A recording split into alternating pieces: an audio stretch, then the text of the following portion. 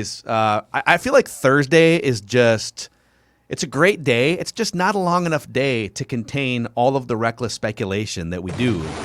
Reckless speculation. On Reckless Speculation Thursday. I'm going to throw it to Dex for a Jack Eichel update here because you sent us something last night while I was in my early evening slumber. But this is Reckless Speculation Thursday on a Tuesday. We are here. I mean, think about what we have right now just because of the winter sports calendar is starting late. It's toward the end of July here, and we have Major League Baseball trade deadline. We have NBA offseason and NHL offseason plus an expansion draft, all converging in like 1 3-week period of glorious speculation. And so if you live the reckless speculation lifestyle like we do, this is really a 3-week stretch of Christmas here. So let's start with Jack Eichel. What are the latest reports on what it might take if a team like the Wild, for instance, has interest in landing the Star Center? So this comes from David, I believe it's Pagnotta, who is on SiriusXM NHL, NHL Network, a fairly plugged-in NHL reporter. He tweeted out last night, the Sabres continue to navigate the Jack Eichel trade waters. I'm told the price hasn't changed. 2 NHL players, 2 top prospects, and or a first-round pick. Minimum 4 assets. Buffalo hasn't made a decision on his surgery yet. Likely will be at the end of the month if he's still on the team. If I'm Jack Eichel, number one, why didn't I just get the surgery? Why didn't I just? Why is it up to the team to decide if I should get if I have a neck problem or if I have an injury that is hindering me from making money and doing the sport and playing the thing I want to do? And if this has been going on for weeks and or months, what the hell are we waiting for? Also, please get this surgery. If there are doctors telling him, yeah, you probably need this surgery, then why is the team standing in the way of it? None of it makes sense. It almost feels like there's a missing piece here. We don't know enough yet. Like there's something, Buffalo has made it very clear from the outset they don't want him to get this.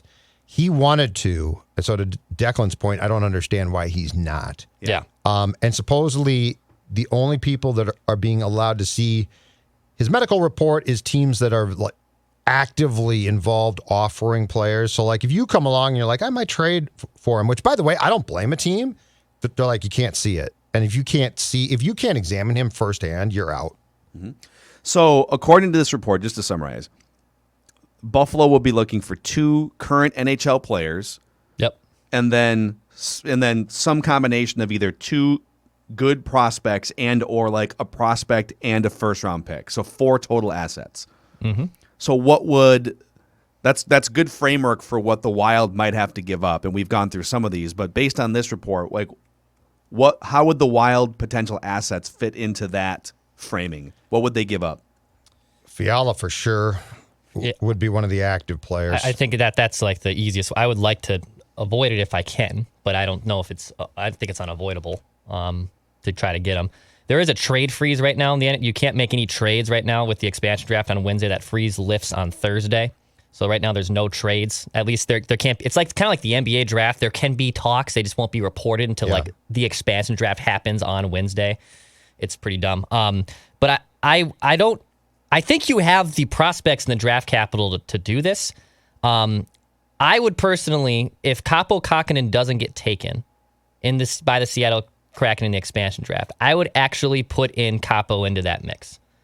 Now, Kaapo was a rookie last year.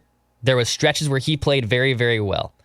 Typically, when you're a contending team, goaltending is that thing you maybe figure out last. However, it's a volatile position, and it's something that can also lift you up when your team is playing very poorly. So I would actually, if I'm Minnesota, I would give up Kaapo Kähkönen and say, here's your goalie. He might be your goalie for the next 10 years. Here you go. You know, you've been looking for one since basically Ryan Miller left 6-7 years ago. Here's your goalie of the future. Then I also give you Marco Rossi. I give Rossi. And a lot of people say that that'd be too much to give up. He's a 9th overall pick. He hasn't played hockey in the year due to a COVID situation from last year, but he's a top high-end prospect, and I also give them one other first-round pick. So I'm still missing probably one other thing in Kaapo, a first-round pick, and Marco Rossi, but I do think that's a good starting point. And especially, too, if Eichel's going to be out for an extended period of time, or at least a portion of time, I'm not giving up all of that knowing that I might only get Jack Eichel maybe even for half a season this year. I don't know what that entails. So you're saying you're not giving up Fiala in that scenario? I'm not. It's Capo, Rossi, They'll say first round no. pick, and something else. And in fact, I think they'd tell you to throw Capo out and put Boldy in. They're going to ask for the world. I think they would say, if we get good enough to get a goaltender, we'll go find one. So we want your assets as far as scores go. So I think they'd ask for Boldy, Rossi, the draft pick, and Fiala. And you might talk them down from that. But I'll tell you this. I've come to a conclusion here, and I'm not going to change from it. I'm done with this. I'm not doing this. This neck thing is too much for me. I can't take it. I can't take the risk. This is, if this trade's wrong and you're Bill Guerin, your job's in huge jeopardy. Like, if he gets here and it's like, I still got some problems, guys. Had the surgery, still got some problems. And next, just like with what we're trying to see, can Hunter come back and be an effective player for the Vikings? Why am I going to give up? Why am I going to mortgage that much for a guy who, God forbid, comes back and he's not the same player, or worse, he just can't play as much? So I'm out on this. I don't trust the Sabres. I don't necessarily trust Eichel as far as what you're going to get exactly. I think he's a tremendous player, but as we learned with Parise and Suter, there's more to people than just what they do on the ice. So I'm tapping out completely. I can't do this. I think the money situation makes it really tough. You guys have laid out all the reasons on Judd's Hockey Show, which you can find as part of the Mackey and Judd podcast feed. These guys breaking down all things wild hockey. I think the fact that you would have essentially a barren third and fourth line on paper, and you'd just be crossing your fingers that all of your young cheap players can rise up. To me, the best possible path to the Wild having the most success is for Marco Rossi to play in 2021-22 and be really, really good at age 19-20, right? Like, if you could guarantee that Marco Rossi was going to be incredible out of the gate as a 20-year-old in the league, it would make it a lot less likely that you would want to trade for Jack Eichel. But you don't know that. So I guess that's my question to you guys. Like, how confident are you that we sat there for a decade. Every time there's a young wave of Wild players, right? Granlund and Coyle, it's like, all right, these guys are going to be, these are all top-line caliber players, and then none of them were. Yep. Kaprizov he's one of the best players in the league, so it's like, okay, they've hit on something here, and Fiala has been really good via trade.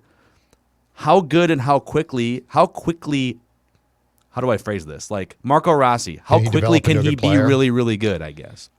He hasn't played for a year, basically. He played in the World Juniors last winter and thankfully didn't drop dead because it turned out he was playing with myocarditis, the heart condition. But anyway, we talked about this, I think, Declan, on Judd's Hockey Show last time.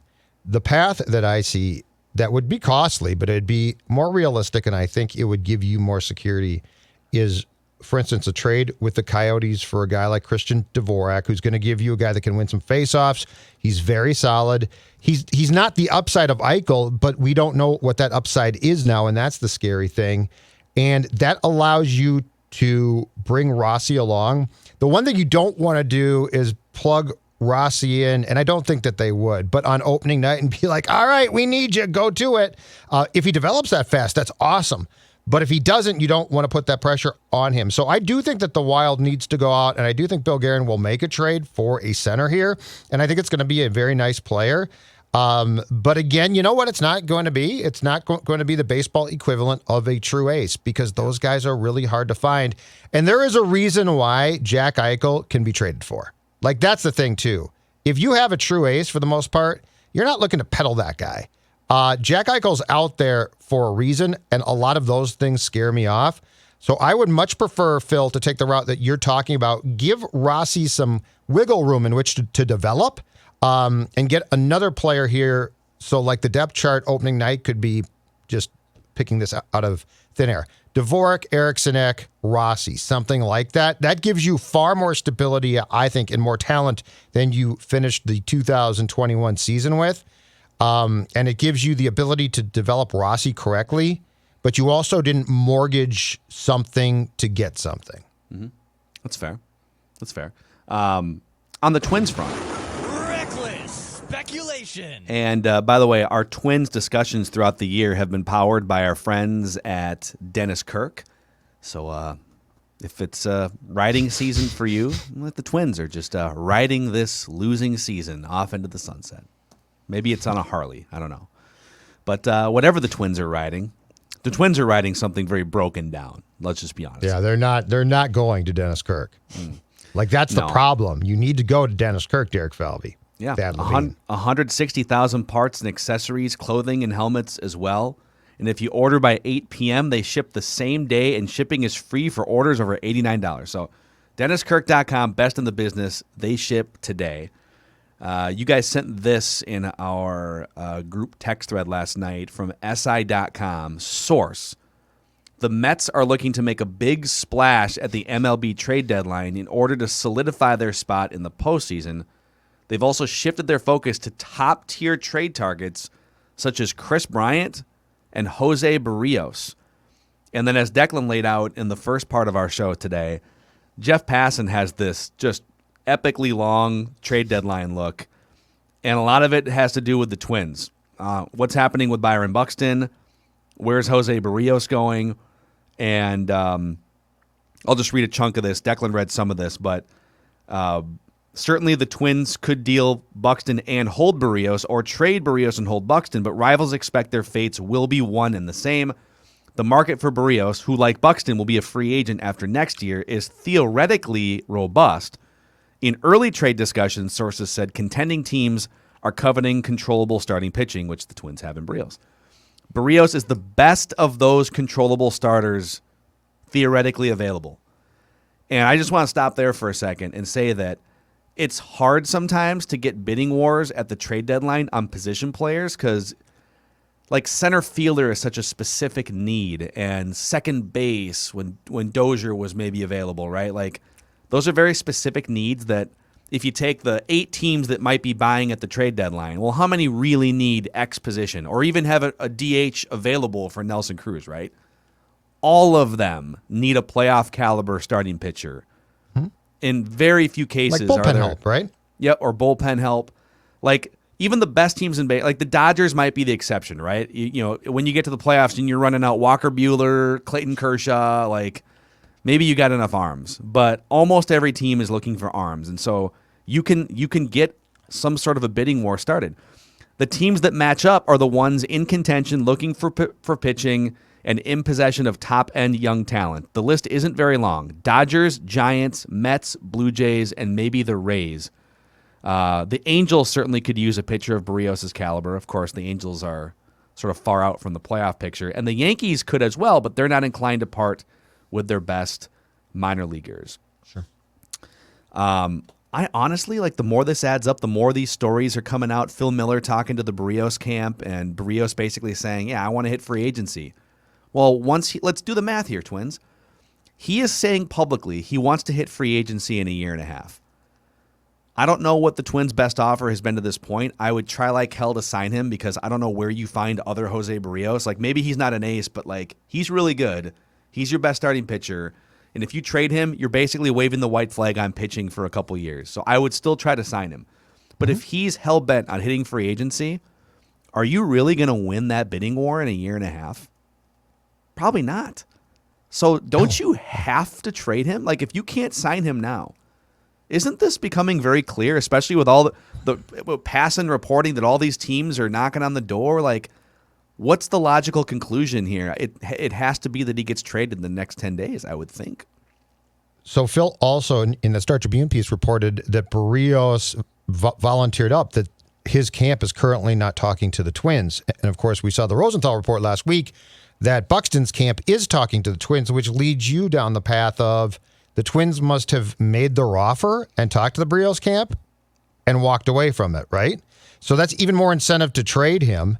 He is clearly going to go, and we can debate this, and we might be right, but we can debate, what type of ace is he? Is he, he is easily, I think, their best starter. But that doesn't mean that he's in that upper echelon group, but he's going to want to be paid like that, and it only takes one team to pay him like that. So, yes, if we get to July 30th and Jose Berrios is not traded, my my confidence, which already has, by the way, waned quite a bit in this team and the people that run it, if they're like, oh, yeah, we'll just wait and try and negotiate some more, pie in the sky stuff like that, that makes me even less confident that they actually know what they're doing. Because, yeah, if this is a situation where you have all of these teams, and by the way, I'll say this again, there is a chance we don't play baseball for quite a while next year. So, like, the teams that are bidding on him right now are doing it to win it as quickly as possible. And you give him 2022 as well, but they have a great opportunity right here and now with Berrios. If you pass on those, okay, and you get to next year and you're just like, okay, we'll try again, and he'll probably just say no, you're not very good at what you do. I mean, the only other, this is risky, but if it's true that the Twins front office believes that this is just a blip on the radar year and they're going to be back in contention next year, you just gotta stay the course, swallow hard, and also hope that a couple young arms pop up like Balazovic or something is ready to be in your rotation next year. That if you're going to contend next year, you need Jose Berrios, and you just figure out the contract thing later, and that, or you make your run, and then if you're not good in the first half, then you trade him for probably half of what you could have gotten at this trade deadline. Like, maybe they think, well, we'd rather roll the dice and try to be good again next year, and if it doesn't work, we can still trade him at next year's trade deadline, but then whoever's trading for him is only going to get him for 3 months, and so they're less inclined to give up, the same package. So it's tough, and honestly, the toughest part about this for the Twins front office is this season slapped you upside the head so aggressively, and you weren't ready for these conversations. Like, if you're going through a list of all the things you're going to, like, what are the scenarios that we're going to run into at the trade deadline? Mm-hmm. Being 15 games under 500 and getting swept by the Tigers out of the All-Star break and having all these underperforming players probably wasn't very high on your list of things to consider. And so I get that they're coping with what the hell happened this year. But this is the reality, and I think you have to look at this not through a best-case scenario lens, but through okay, what do we really have going into 2022? We've got, like, our best hitters are both over the age of 35. A lot of the guys who are supposed to be in their prime and carrying this team are not reliable. Sano, Kepler, and we're probably still a year or two away on the Royce Lewis, Jordan Balazovic, like the top arm and top position player prospect. Be real. That's all I would say. But in some ways, what I don't get is this one. So, like, I understand that this year has been a disaster for them and it's caught them by surprise. I get all that. But going into any season, don't you have to have as your top players in a market where, you can't or don't always pay? Don't you have to have the plan for, like, worst case with Berrios and what we're going to do? Like, I get it if it's J-Hap. Oh, he flamed out. He stunk. The shoe. Oh, the shoe's terrible. But the shoe was great in St. Paul the other night. Oh, he's a AAA god. He's a AAA Hall of Fame pitcher. But don't you have to, Phil, be prepared for your best players as they get set to become free agents, to be like, we need to have every variable here for, these 5 players figured out, don't you? Like Jose, I think they have. I mean, they have a plan of some kind. I'm sure they're not just sitting here in their offices like, oh my God, what do we do today? Like, I'm sure they have this planned right now. Right, but they're not talking about it publicly. Right, but God. I mean, if the plan's not to trade him, then that's no plan. Like, let's bring him back next year and see how we are. That's how a rotisserie baseball league player goes about things, not how a major league GM or chief baseball officer goes about things. Yeah, well, we'll know in 10 days sort of what the plan was. It could be that they're playing poker and telling teams we're not trading Berrios to try and create more of a bidding war. Goodbye. So, yep. All right, every week on Tuesday, Declan puts us through the ringer. Random season recall. Declan pulls random seasons from Minnesota Sports Past, and ordinarily we do pretty well on the records. I think I'm like 3 for the last 3. You're really good on the records. And then it gets kind of hit or miss. And this week's random season recall is presented by our friends at PXG Minneapolis. Just a golfer's paradise down there at Southdale Center.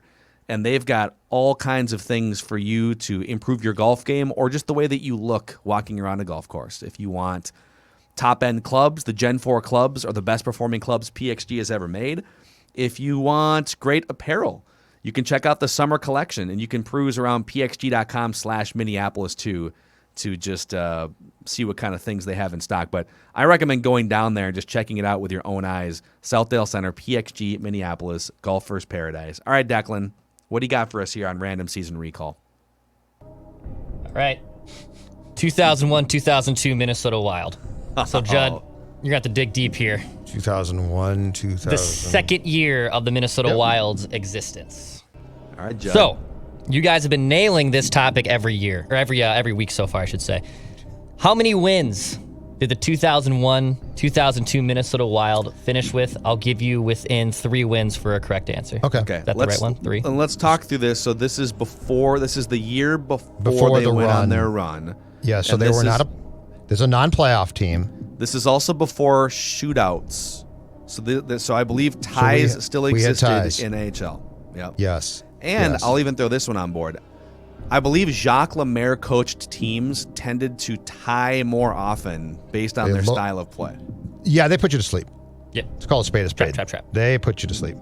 All right, so 82 games. That's all I got at the for you. That's time. my contribution to this. 82 games, but you're probably right. There were probably a decent number of ties, okay? I'm going to say there were probably like between 10 and 15 ties. Probably like 12 The to 15 win total is ties. going to be lower than what we think it probably is. Can we safely knock 12? Like, let's knock like 14 ties off. So 12 to 14. 82 to let's say 68 possible games to win then, and they were definitely below 500. So it's 34 wins or less for that team, and I don't know. That's kind of a good starting point. I like the math. I'm bad at math. I like the math. It's a good job. So do you think? How bad were they? Keep in mind too that as a rule of thumb, that they tracked wins, losses, overtime losses, ties. Oh, okay, yeah. But the losses didn't overtime losses also get included just in the loss column and they separated out? No, because they gave them the point. It gave you another point. Like if you lost the game, you get 0 points. If you OTL'd that baby, you got a point for that. Because my league makes perfect sense, Phil. I'd like but you I to think admit that. for this math, so if we take away ties, they still finished like they had at least 34 losses, whether it's an overtime loss or not. Like I'm saying they almost certainly finished below 500 in the Western Conference. So Agreed. 25 wins, 28. I'm on 25 wins. I wrote down okay. 25 wins. All right. And I said 25 out loud, so you and I are kind of in lockstep here. 25 wins, final answer. Yep. 26 wins. Woo! Oh, Mackey, beautiful. Wow. That was good math, though. That's great I teamwork like the there. quick deduction there. That was really good. 26, Nice 35, 12, and 9. Love this sport. Come on, dude. Bleep So these dumb. people. So dumb. It's my favorite sport, and they can go bleep themselves. The NHL. Oh, my God. Who led the team in scoring that year for the 2001-2002 Minnesota Wild? Okay, that's scoring. Gabrick's on that Points. team. Points. Yep. I'm thinking Gabrick didn't or Declan doesn't. Well, he probably would throw that out. Gabrick was on that team, Phil. Who are some of the wily veterans? I mean, Wes Walls wouldn't have been Darby, lighting up that Wes much. Walls. I don't think any of those Darby guys. wasn't big. No. Over to Gabrick. Scott Pellerin might have been on that team still. He was on the first team, and he actually had some points in his career. I mean, it's an expansion team, so it's had no business making a run the next season either, by the way, but that's a whole other subject. The bomber. Wasn't Brad Bombardier on that team? Brad Bombardier? Yeah, but he's a defenseman. Bruno was on that team. Actually, yeah. Bruno lit the lamp a couple times. He put the biscuit in the basket a few times. There he is. I got to take a sip of my coffee. There he is. Sweet. That's right. Okay, so we're looking for points. Pasquale Dupuis was on that team, but I don't think he ever scored as much as he did once he got with Sidney Crosby. Brunette was a 20-goal guy for a couple years, wasn't but he? we are talking points. So am I dismissing Gabrick too quickly, Phil? No, I would have guessed Gaborik. It's actually, I feel like this is reverse psychology. Like he wants us to think it. The only That's what thing I would be would like thought did too, Gaborik get hurt for 20 games and Yeah, finish that's second true. in scoring. That's a good point. I mean, I don't know. Gaborik seems like the right guess to me. Do you want to go with Gaborik or Brunette? Wow. Because you're right, Gaborik did have a propensity for being hurt, so that's not a bad call. You know, it's such an easy question if it's Gaborik. Declan's got us psyched out here. Why don't we go Brunette? Yep. Let's go Brunette. Let's Andrew turn Brunette, the tables final here. answer. Okay, Andrew Brunette. Andrew Brunette, 69 points. Nice. Way to go, boys. Now, would you have asked that question when you did, if it had been Gaborik or no? Yeah, I probably would have. Yeah. Because I mean that is. I at first I was going to say that you were trying to screw with us, but then I'm like, no, that's a pretty standard question for you in this exercise. Bruno with 69 points, 21 goals, 48 assists. Marian Gaborik, 30-goal season that year. 30 goals, 37 games. He played in 78. So. Oh God. Okay. was so he actually played almost he was, full He was season. healthy. Yeah, he was almost healthy. He just that whole didn't year. pass the puck. All Ever. right. This one, there were, I'm not going to make you name all these, but there was 9 players who scored double-digit goals for this Wild team. Yeah. Can you name 5 of them? Okay. Can you name 5 of them? We've got Give us Gaborik and three wrong guesses here just to put a parameter Yep. on it. we've got Gaborik and Brunette. So Gabby and Brunette. Yep. Yep, that's 2. That's 2 right there. Give me 3 more. Can we get the bell, please? Yeah. I feel like if we get something right, thank you. You're welcome. 3 more. It emboldens me. It makes me get feel all 9. better. Let's run all 9. Let's do all 9. If you want to, okay, you can do all. Okay, so Gabby. Would Wes Walls was like a 10, 12, 15 He goal could've guy scored- here, right? And Darby could have scored 10. Yeah. This was Okay, this was such an evenly dispersed. Once you got Yes. past the top 2 scorers, Okay. Wes Walls. Let's guess him, Declan. That's 3. Darby? Phil, are you comfortable with Darby? I am. Darby Hendrickson? Okay. It's okay. Still got 2 left. Pasquale Dupuis was on that team, Phil, and he could light the lamp. Okay. I'm good with that. Dupuis? Yep, Pasquale Dupuis. That's 4. That's 4. 3, 4. Was there a defenseman maybe who crept? 10's a lot for a blue liner That on this is. team. That's a lot. Those guys were not hunting for goals on those teams. They were Those guys were basically told not to. Heels on center ice, basically. Yeah, the ice times are so evenly dispersed for forwards, it's absurd. Oh, that's where Gaborik went. What about like oh my Marianne God. lost his crap. What about like there's so many random guys. I might butcher some names here, but wasn't there like a Zoltak or something? Like who are some of those? Zoltak? Yeah, he's dead now I think he died in Darby's arms. He did. died of a heart attack. in Europe. God. I saw him Very collapse sad. once Very sad. here, and they dismissed it and said he'd be fine. It was very sad. All right. What about Park? Was he on the Okay, team let's- before the 02-03 I season? think he was. Let's try Zoltak first, Phil. Okay. Sergei Zoltak, official guess. Yep. That's 5. Look at that, just picking random guys here. It's great. Was Pellerin on that so team still? So we've accomplished the goal. Now we're just this is all bonus Yeah, here. you- We you just did- need you did get the 4 goal. more, and we have 2 more incorrect Yep. guesses. So I've got Park written down from you, Scott Pellerin from me. Probably Got was some of these other random guys. There's got to be a veteran or 2 also on these teams. Well, Matt Johnson, like Mark I think, Parrish. was the goon. Was Mark Parrish on? No, or does he come around no, later? no. They signed him later. Bombardier was on this team. Bombardier. Let's do Bombardier. Sekaresh was on this team. Okay, You want to do the bomber? sure. That's fine. All right. We have 1 left. Let's do Park for sure, Phil. Okay. Richard Park. 6. 3 more. Wow, this is great. Okay. Yeah, this is good. What a random ass team this was. This team went to the freaking conference finals the next year, basically. Yeah. Basically Well, that's because of the same coach. Who are some other guys that scored goals in the playoffs the following year? Yeah, that's Like, that's exactly what I'm trying to think of. I'm trying to think of who the other Bomber, wingers Walls, Gaborik, were. So we got Darby. We got Darby as a no. Dupuis, We Zoltak, got Park. Bomber we guessed. I mean, if you want to guess Pellerin, I'm kind of out of names here. Okay, Kinda so tap my so early wait. So 2000s let's go through. Wild. Let's go through the defensemen. Sekarash, Bombardier, who we know didn't. Philippe Kuba, who was an All-Star when the All-Star game was here. I think O'Donnell had been traded by then. All right, Pellerin, Scott Pellerin. Sorry, fellas. It's okay. We made a pretty deep That was a pretty good- track into the woods there. Who's the rest? You forgot Antti Laaksonen. Declan's one of Declan's Andy first Laxton, favorite Wild players. He had a very high voice. I don't know what happened to that. You forgot Jimmy Dowd, Mr. Jersey tucked in halfway Jim down his Dowd. how does How that did down his how did t-shirt. Darby not have 10 goals if Jimmy Yeah. Dowd did? They were the same bleeping player. Yeah, no, Darby had 9. Dowder had 13. And then this one, if you would have pulled this one off, I would have been insane. Dang. I should have got Jim Dowd. Stacy Rosette. Stacy Rosette. remember him. Stacey Not remember Roost? R-O-E-S-T? Roost? Stacy Roost? Yes. Yeah, Stacy Roost. Played for Detroit. So, Okay. not bad.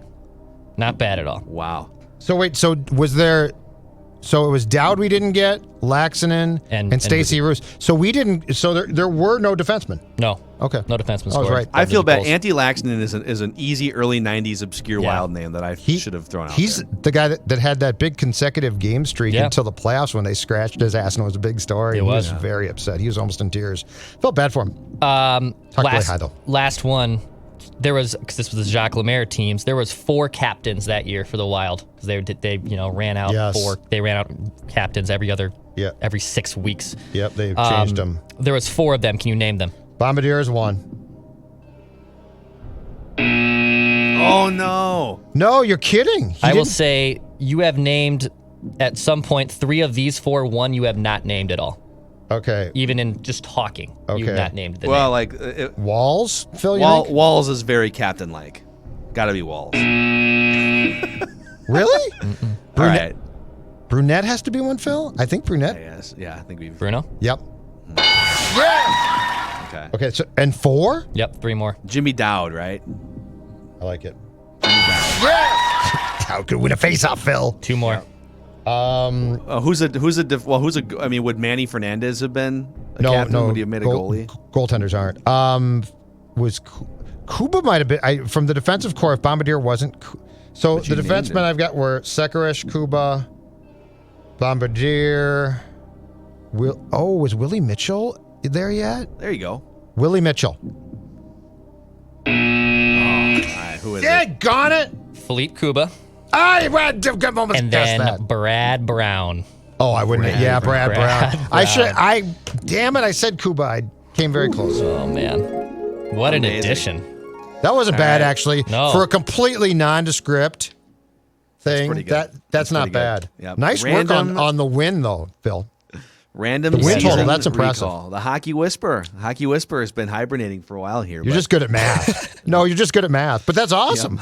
That was like some really good deducting. Thanks for hanging out with us. If you could, if you are a YouTuber at all and you want to watch our ugly made for radio faces, the Score North YouTube channel and the Purple Daily YouTube channel are 2 places we're pumping daily content. So click the subscribe button, and thanks for hanging out with us on Mackey and Judd Daily Minnesota Sports Entertainment. And damn it, we want titles.